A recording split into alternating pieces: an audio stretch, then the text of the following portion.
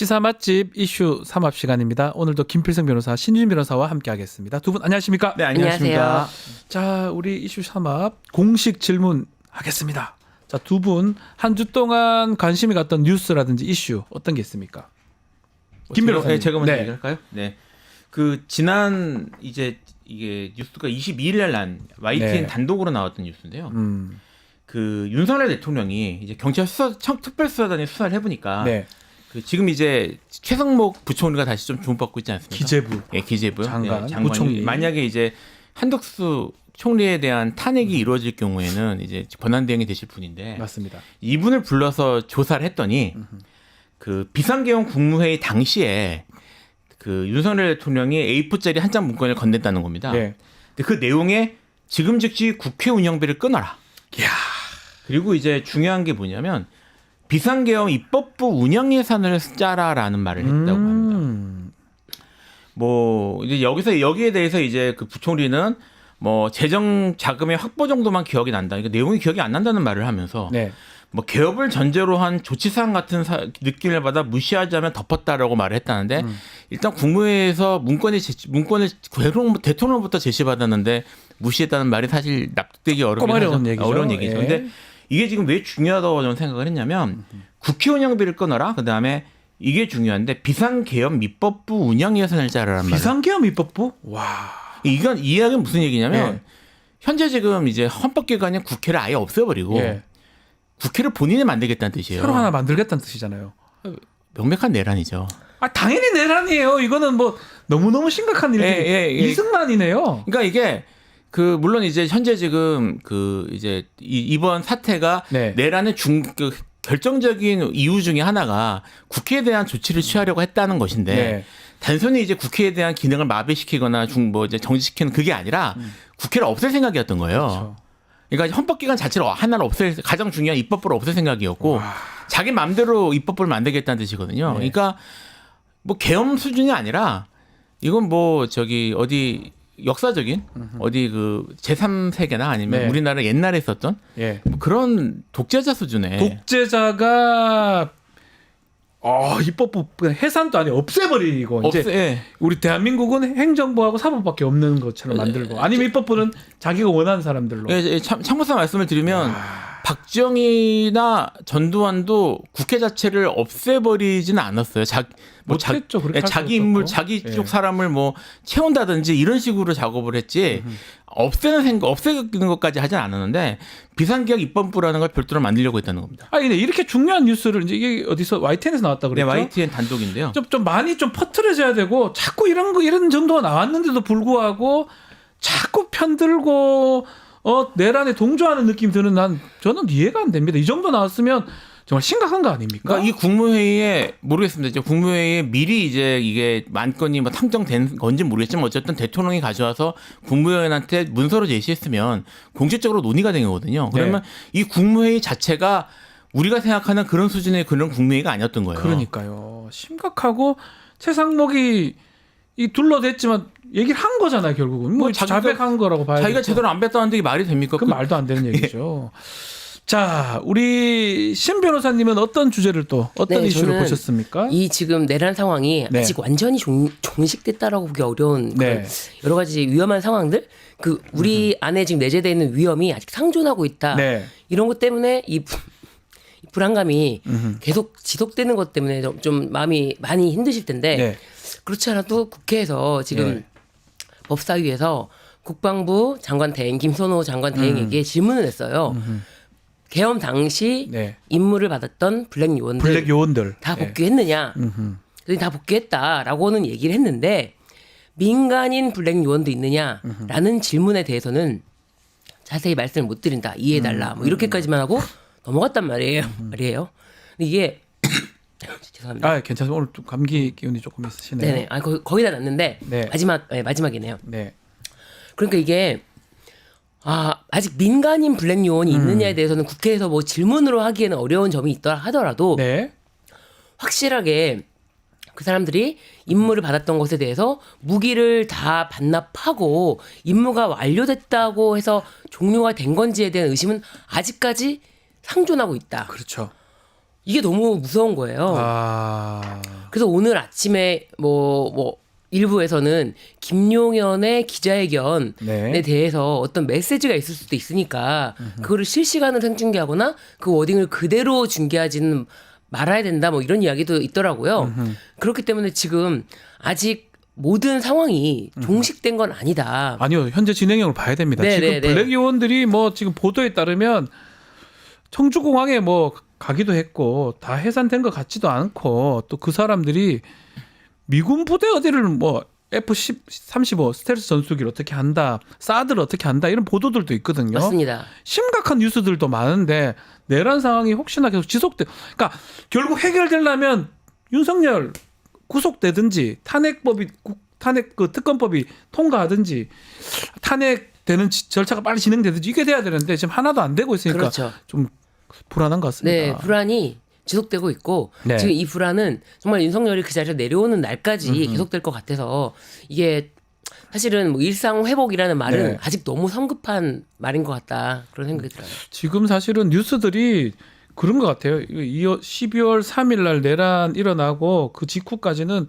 많은 뉴스들이 참 거기에 맞게 보도가 된 것 같은데 어느 시간이 좀 지나니까 또 이상한 뉴스들, 이 중요한 뉴스들을 빼버리고 부각하지 않고 뭔가 정치 게임인 것처럼 정치적 논쟁인 것처럼 보도가 되는 부분 납득하기 어려운데 자 윤석열 얘기를 좀 해보겠습니다. 결국 안 갔어요. 안 간다 했잖아요. 공조본에서 공수처에서 불렀는데 안 갔습니다. 두 번이니까 네 번째 지금 안 가고 있잖아요. 체포영장이나 뭐 구속영장 해야 되는 거 아닙니까? 하는 게 원칙이죠. 예. 원칙인데 지금 일단 뭐 공수처가 법리적 측면에서 볼 땐 고민할 만한 부분이 있긴 있습니다. 네. 이 뭐 일단 이제 제가 공수처 편을 드는 건 아니라는 건 말씀 먼저 네, 드리고요. 일단 그 형사소송법상 문제들이 있어요. 그러니까 이제 공수처가 특히 강제 수사를 할 만한 권한을 가지고 있는가 대통령에 대해서 네. 이 사안에 대해서 거기에 대한 논란이 하나 있고요. 또 하나 이제 크게 주목을 못 받는 논란이긴 한데 네.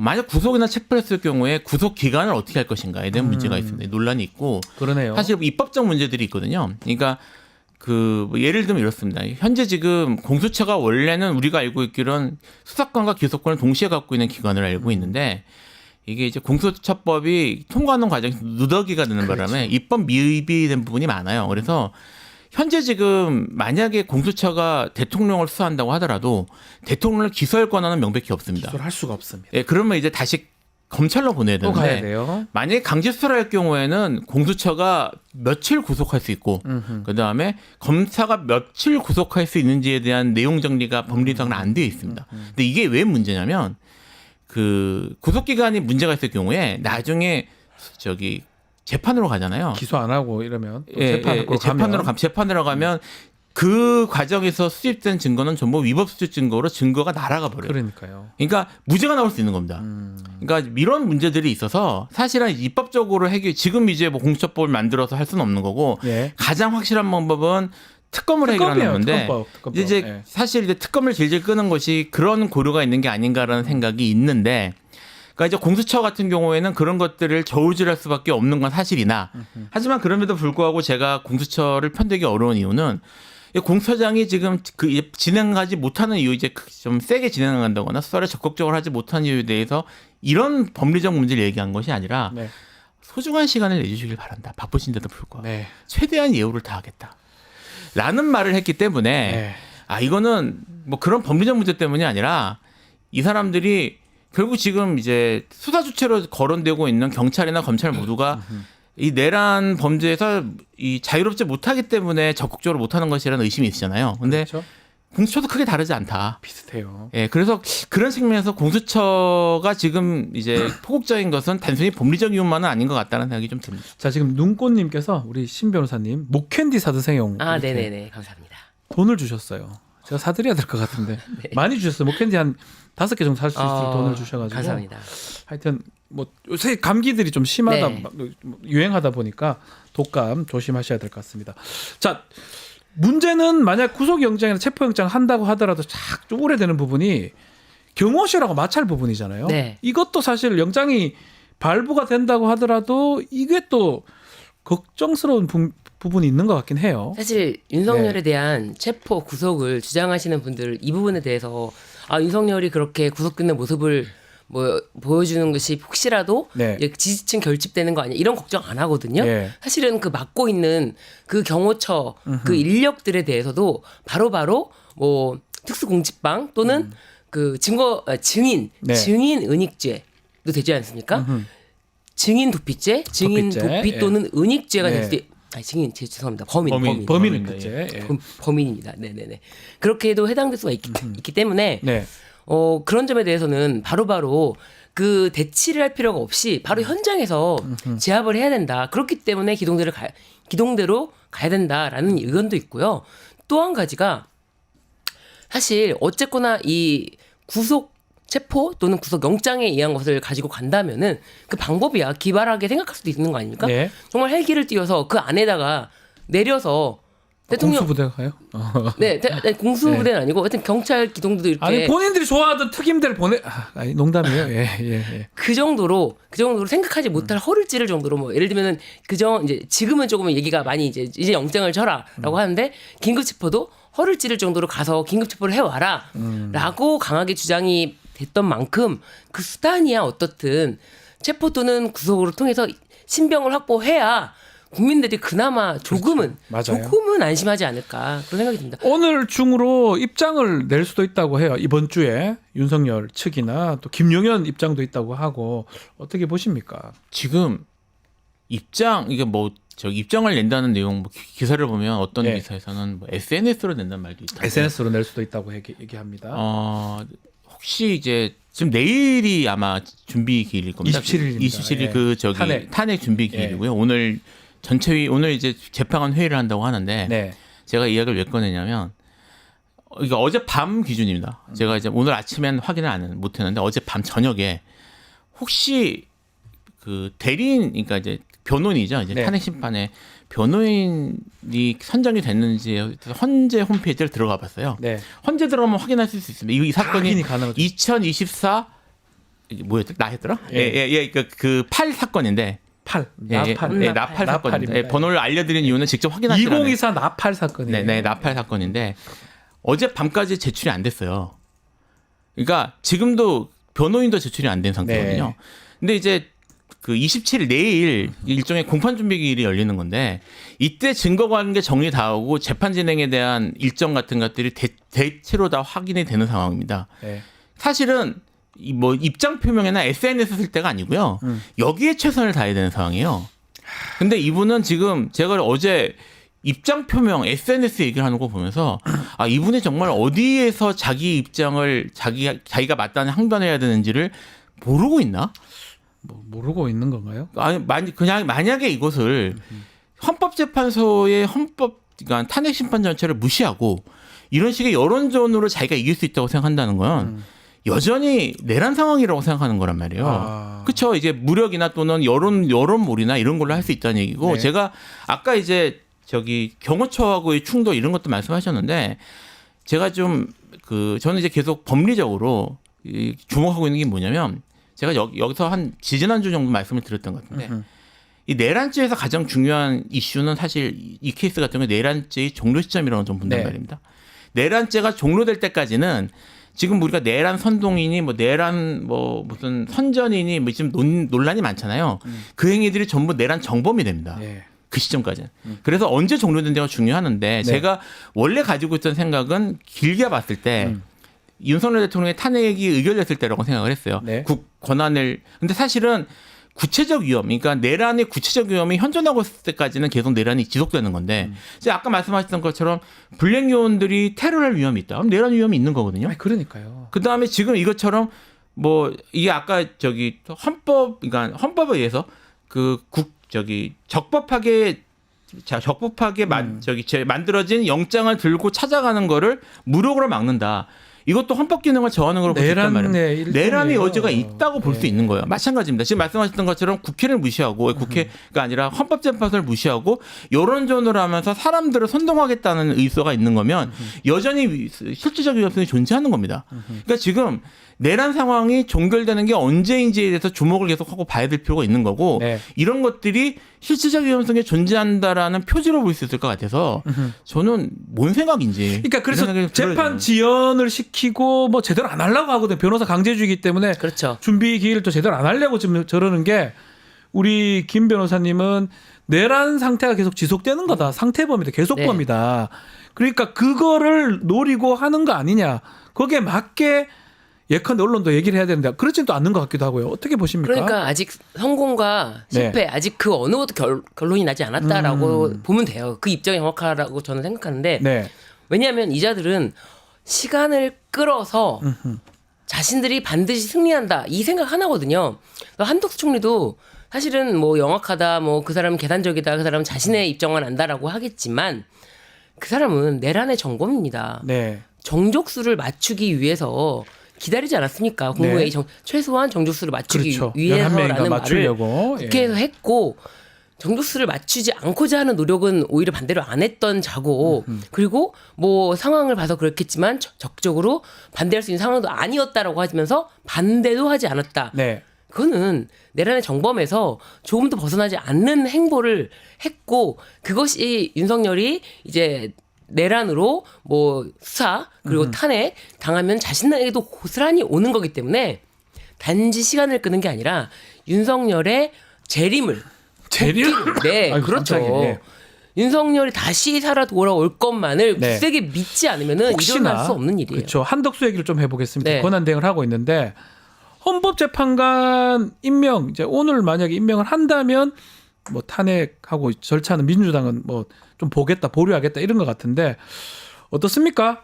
임명할 것 같습니까? 또 그리고 한 권한대행의 탄핵 가능성까지 한번 짚어주시면 좋을 것 같습니다. 뭐 사실은 이제 저는 원래는 한덕수 총리가 이렇게 적극적으로 뭐 절차 진행을 방해할 거로 생각하진 않았어요. 예. 이제 이분은 평생 어쨌든 관료로 지냈던 분이고 뭐 어쨌든 무난한 타입이라고 저는 기본적으로 생각했기 때문에 사실 이제 뭐 지금 이 정권 총리를 하시면서 이런저런 비판도 받았지만 이분이 노무현 때도 총리를 하셨던 분이거든요. 네. 그래서 뭐 이런 상황에서는 좀 이제 무리한 건 안 할 거라고 생각했는데 이미 네. 제 예상이 어긋난 상황이어서 이분이 뭔 생각인지 잘은 모르겠습니다만 네. 어쨌든 여전히 이제 저울질을 하시는 것 같긴 합니다. 그러니까 이제 24일 같은 경우에 처음에 이제 탄핵하겠다라고 아니 제출력 지적까지 가니까 처음에는 임명하지 않겠다고 했다가 임명하지 않겠다는 말을 한 적 없다고 했다가 이제 왔다 갔다 하는 모습을 보였거든요. 네. 그러니까 여전히 지금 저울질을 할 거는 같아요.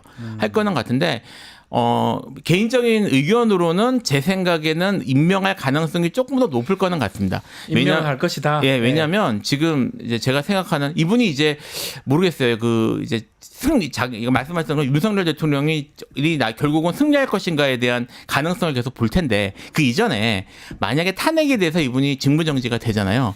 되면은 아마 매우 높은 확률로 빠른 시일 내에 구속될 수도 있겠죠. 예, 높아요. 그러니까 지금 이 상태에서 지금 이제 직무정지되고 그다음에 그 구속되고 강제수사의 대상이 되는 상황이 닥칠 것이기 때문에 네. 본인이 어쨌든 나중에 법정에 서더라도 그런 이 상황이 빨리 닥치는 걸 원할 것 같지는 않거든요. 그래서 제 생각에는 무리하게는 안 할 거는 같으나 뭐 계속 저울질하고 있는 상태라서 제가 확답드리긴 좀 어려울 것 같습니다. 근데 이 사람도 사실 좀 국가 이거보다는 자기 이익과 관계인 거 아닌가 생각해. 윤석열 돌아올 수 있을지 나는 어떻게 될지 그런 생각을 하면서 그렇죠. 엉뚱한 얘기를 지금 해외가 봤을 때는 우리나라 상당히 불안한 거예요. 경제적인 것도 그렇죠. 그렇고 불확실한 상황이잖아요.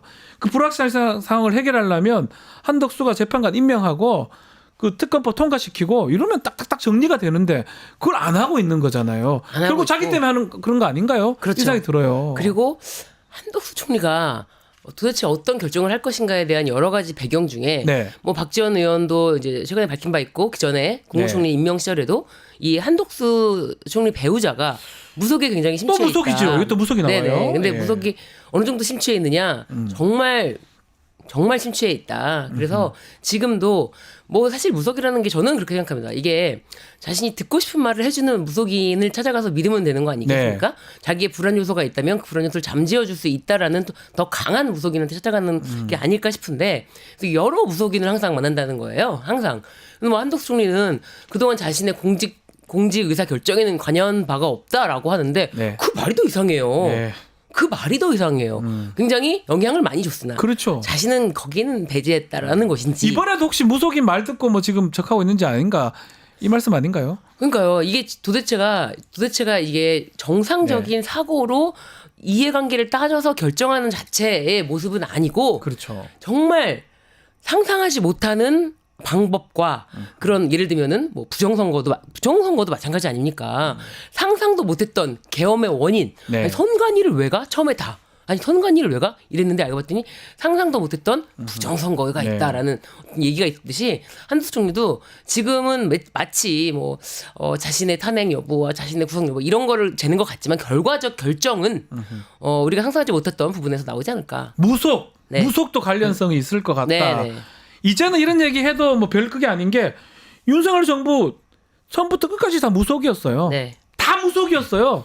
한덕수도 뭐 거기 있는 사람인데 뭐 이런 얘기 해도 뭐 어쩔 낀데. 그러니까 좀 약간 이제 뭐 무속을 좀 배제하고 말씀을 드리면 네, 무속 배제해 주세요. 배제하고 예. 무속의 가능성은 뭔 얘기가 나오도 이제 놀라지 않는 상황이 됐기 네, 때문에 이제 안 놀랍습니다. 예, 하나도. 그 이제 사실 윤석열이 무사히 복귀할 가능성은 높지 않습니다. 네. 하지만 없지 않지만 이럴 수는 있어요. 그러니까 이 사람들이 이제 그 윤석열 측, 그러니까 한덕수나 뭐 여당 같은 경우에는 끌면 네.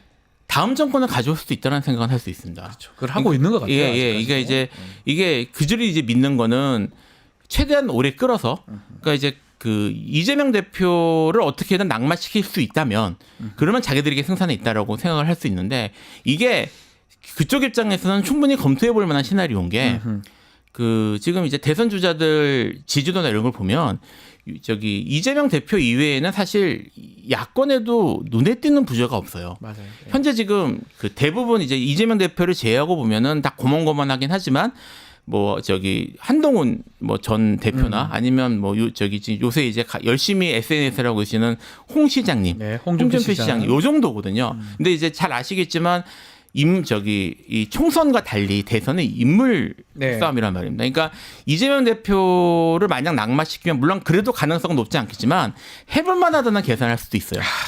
그러니까 이제 이거를 절차를 해서 끌어서 이제 이재명 대표를 낙마시키고 뭐 지금 이제 여러 리스크가 아직 남아 있으니까 네. 그 생각을 할 수 있는데 제가 여기에 대해서 말씀을 꼭 드리고 싶은 건 뭐냐면 네. 절차 진행에서 가장 중요한 건 결국 대선을 늦추는 거잖아요. 네. 탄핵입니다. 그러면 지금 모든 역량을 내일 집중해야 돼요. 네. 그러니까 내일 공판 준비일인 거니까 가서 절차 진행 이렇게 하고요. 우리가 이거 준비해야 되니까 우리가 적극적으로 준비할 시간도 필요하고요. 증인은 이렇게 많이 필요하고 이런 걸 얘기해야 되는데 아직 그것도 안갈 것 같아요. 제가 안 갈 것 같아요. 예, 안 하고 있고 지금 송달 문제 때문에 헌법재판소가 얘들 지금 대통령이 헌재 무시하고 있구나. 그리고 재판 지연을 명분 없이 하고 있구나. 그냥 송달 간주하고 해버리겠다고 얘기를 한 상태라서 그렇죠. 지금 이미 그쪽이 이제 만약 목표라면 이미 처음부터 이제 TV 꼬인 겁니다. 근데 여전히 SNS하고 뭐 자기 입장 발표를 다른 데서 한다는 걸 봐서는 네. 윤 대통령 측에서 상황 파악을 못 하고 있는 것 같다는 생각이 이게 듭니다. 사실은 탄핵 심판이라는 게 뭐 박근혜 때 석 달 정도 걸렸죠. 저는 뭐 조심스러운 얘기긴 하지만 더 줄어들 수도 있습니다.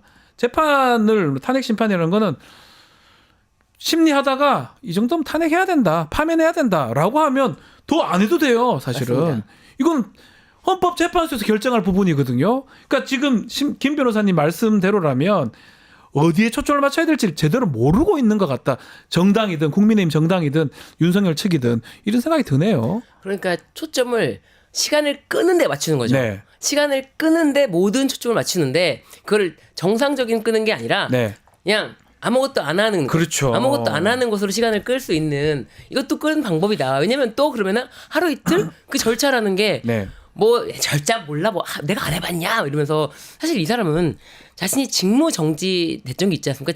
징계로 인해서 검찰총장 때 그때도 뭐 다 밑에서 다 지시를 자신이 다 내렸던 사람이에요. 그렇기 때문에 지금도 뭐 그때랑 똑같다라고 생각을 하고 있고 버티면 된다. 그리고 버티고 결국에는 자기가 만약에 못 버티다 자기가 내려오다 하더라도 이 정권을 말한 것처럼 정권을 유지하면은 네.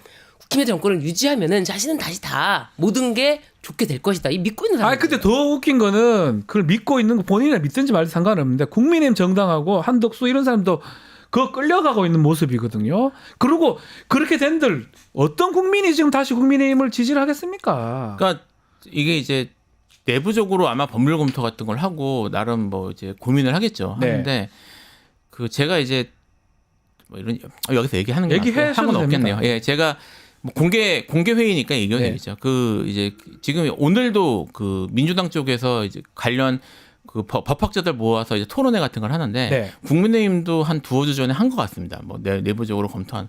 근데 제가 자료집을 받아봤어요. 이거 공개 배포된 거니까. 네.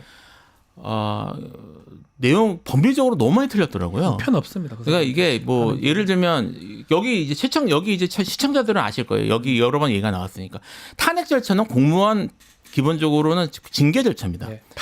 파면에 대한 이거 파면도 징계의 한 그렇죠. 종류고요. 가장 강력한 징계죠. 예, 이게 이제 네. 저기 헌법재판소법에 따라서 형사소송법이 준용되긴 하지만, 그러니까 적용되긴 하지만 기본적으로는 징계 절차인데 네. 그거를 형사 절차로 보고 그 발표를 해놨더라고요. 근데 이제 제가 보고 이거를 보고 만약에 상황 분석을 법리적으로 해서 대응을 하면 처음부터 이제 잘못 보고 들어가는 거다라는 생각을 했었어요. 네. 뭐 구체적인 뭐 세부적인 내용까지는 얘기하지 않겠습니다만, 그래서 지금 국민의힘의 뭐 어쨌든 전문가들이나 정책 결정하시는 분들이 제대로 조언을 못 받고 있는 게 아닌가. 조언을 못 받는 게 아니고 막연한 망상이나 그런 어떤 자기들의 바람으로 그러니까요. 지금 끌어가는 게 아니고 국가적 위기 상황이잖아요. 그런 것보다는 뭐라도 뭐 자기 당리당략을 따지는 게 아니에요. 이런 생각도 들기도 해요. 그렇죠. 그러다 보니까 이상한 판단을 제가 말씀드리지만 하루하고 말 수도 있는 거예요. 이거는 형사 절차를 준용하는 거지만 딱 봐도 그냥 이 사람 파면해야 된다고 하면 그 징계를 더 심리를 왜 합니까? 맞습니다. 증인 부를 필요도 없는 거예요. 참고인. 그러니까 예를 들면 이래요. 그러니까 뭐 형사소송 다 하시니까 네. 형사소송의 진행이 오래 걸리는 가장 중요한 이유는 증인 때문이거든요. 증인 때문에 그러잖아요. 근데 이제 이 사안이 그러면 증인이 많이 필요한 사안인가가 중요한데 많이 필요한 경우에는 부를 수 있죠. 그것 때문에 증인 여러 번 불러야 되니까 좀 근데 이 케이스는 이러면 비진술 증거. 네. 그러니까 증인 없어도 지금 제출된 전 국민이 본 뭐 국회 난임 장면이라든지 다 봤잖아요. 뭐 개헌포고령 이런 것들은 증인 불러서 확인하는 게 아니거든요. 그러니까 네. 사실 그 증거들은 내고 증거조사 하루 하면 끝입니다. 네. 그러니까 이게 오래 끌 사건이 아니에요. 그러니까 그런 판단을 왜 제대로 안 하고 그러니까요. 하나 싶은 생각이 들어서요. 그렇죠. 아니 지금 심지어 국회에 나와서도 뭐 거짓말을 쉽게 밥 먹듯이 그러니까요. 하면서 그리고 심지어 계엄이 해제된 시간 이후에도 국회의장 의장 공간에 그 계엄군이 있죠. 간 거 있었잖아요. 사실이 있죠. 그럼에도 불구하고 이 국방부 김선호 국방부 대행이 계엄군은 아니다 이런 식으로 말을 하고 그러니까요. 아니 아직 계엄이 해제되기 전이었는데 어떻게 계엄군은 아니다 이런 식으로 말할 수가 있습니까?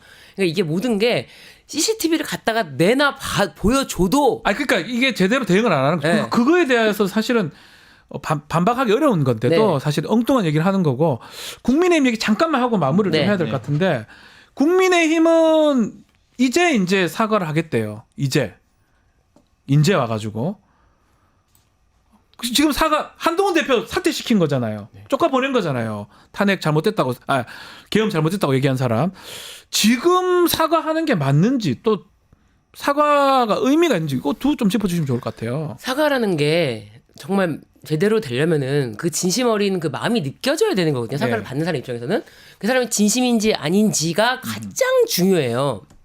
그런데 자신들이 어쨌든 내란이라는 이 큰 소요 사건에 대해서 국민들의 공포에 대해서 네. 보듬지 못한 점 그거는 정말 다 생중계되잖아요. 그것에 대해서 이제 와서 그거에 대해서 사과를 한다고 해도 그게 진정 어린 사과라는 걸 아무도 믿지 않을 것이고요. 늦었고요. 네. 한동훈 쫓아보냈잖아요. 근데 무슨 사과가 됩니까 이게? 심지어 이제 국민의힘 열혈 지지층에서는 사과하면 권영세 너 가만 안 두겠다. 오히려 협박을 하고 있어요.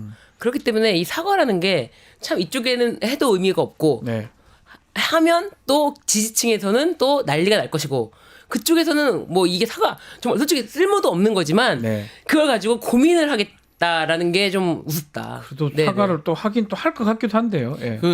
이번 정권 들어와서 사과를 특히 여당이나 대통령이 여러 번 사과라는 이름이 뭔가 있었는데 네.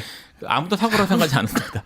않았고 이 타이밍에서 지금 뭐 이제 권성동 무슨 뭐 원내대표나 이런 분들 태도나 아니면 여당의 이제까지 태도에 볼 때 네. 사실 이분들이 목적으로 하는 거는 진정한 사과가 아니라 뭐 이제 지금 이제 조금 여당 지지세가 결집되는 것 같은 느낌이 있으니까 여당 지지자들을 결집하기 위한 뭔가 메시지를 내려고 하는 게 오히려? 아닌가 예. 그런 생각도 좀 듭니다. 알겠습니다. 자, 오늘 말씀은 여기까지 들어야 될 것 같습니다. 신유진, 김필성 변호사와 함께했습니다. 두 분 말씀 감사합니다. 감사합니다. 유튜브 구독하고 실시간 채팅과 댓글을 남기시면 매일매일 7,000TTCO를 드립니다. 참여 방법은 통통물 어플을 다운로드하고 회원가입과 로그인을 해주세요. 마이페이지에서 나의 회원 고유 번호를 복사해주세요. 유튜브 구독 후 실시간 채팅이나 댓글창에 고유 번호를 한 번만 입력하면 준비 끝! 지금 유튜브 채팅과 댓글 쓰기 참여하고 7,000TTCO 받아가세요.